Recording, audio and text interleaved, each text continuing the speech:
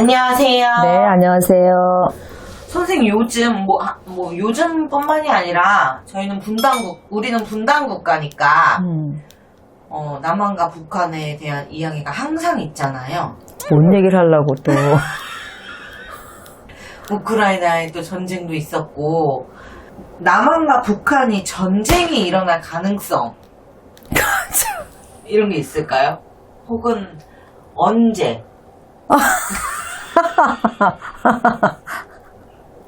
뭔 또 생뚱맞은 소리야. 국군의 한 종류. 뭐 6.25 전쟁 때처럼 직접적인 그런 도발은 쉽게 못할 거야. 내가 볼 때는. 그런 걸 못하고. 올해 24년은 불의 해야. 그러니까 당연히 우리나라가 아니더라도 어딘가는 전쟁이 날 수도 있어. 올해는.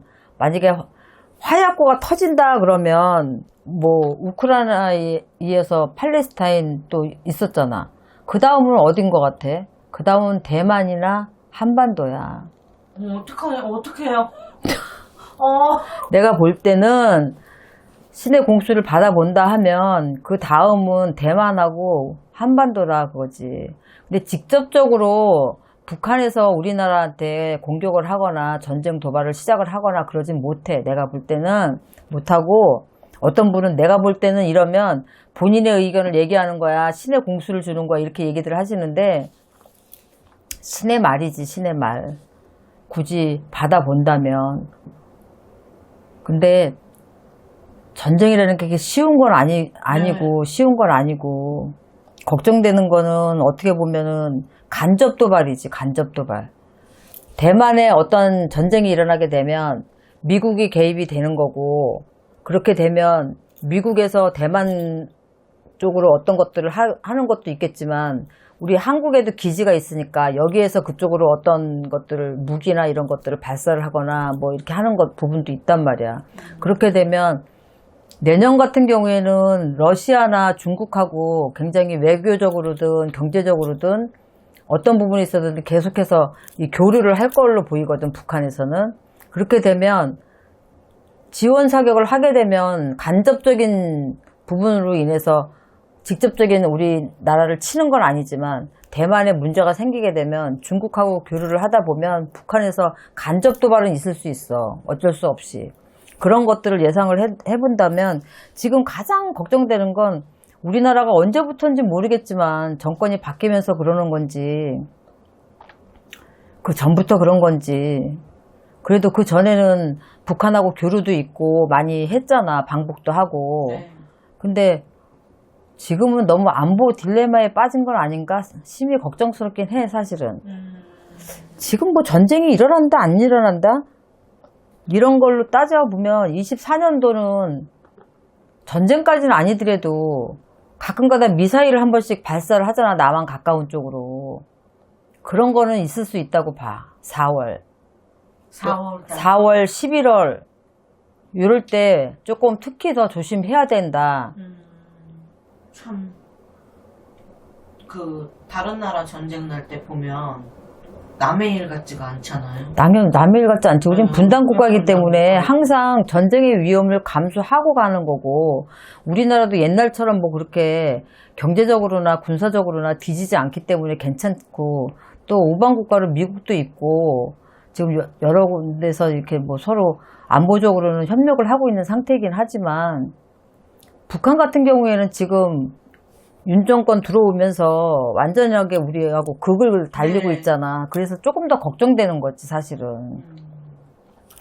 품고 가야 되는 부분인데 우리가 서독처럼 그 담이 무너지기를 바라는 거는 정말 좋은 거지, 사실은. 그래서 하나가 된다면 더 좋은 거겠지만 그 하나가 되기가 쉽지 않겠지. 내가 살아있는 동안에 하나가 될 수 있을까? 동독, 서독이 나눠졌던 것이 하나로 뭉치듯이 그런 날이 내가 죽기 전에 있을까? 그런 건 없을 거라고 나는 봐. 하나가 되기는커녕 전쟁 안 일어났으면 그렇지. 좋겠어요. 근데 지금 또 살기도 힘든데 이런 것도 신경 안 쓸 수가 없는 부분이고 지금 우리나라하고 북한하고의 관계도 너무 적대적으로 가고 있기 때문에 믿질 못하겠어. 저기 북한에 있는 저 분들도 믿지 못하겠고 네.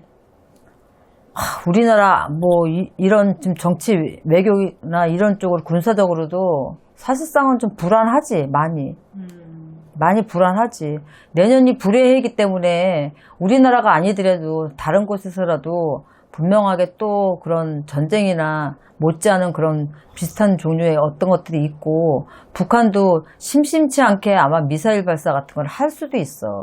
공해상으로 하든 어디로 하든지 간에. 그러니까 자기네 위력을 좀 보여주고 과시욕으로 좀 하는 부분도 있고, 원체 세계적으로 좀 고립되다 보니까 우리나라하고 중국하고 등을 지고 나니까 이제 북한하고는 아무래도 중국하고 러시아 쪽으로 자꾸 손을 잡으려고 하는 부분이 있어서 좀 그런 한쪽으로 편향돼서 치우치지 말고 더불어서 같이 이렇게 갔으면 좀 얕게, 정치도 좀 그렇게 하면 안 될까 싶어. 네. 뭐 내가 하는 건 아니지만 나라님이 오죽 잘 하시겠냐마는 어찌 보면 부족한 부분이 너무 많다. 내가 볼 때는. 네.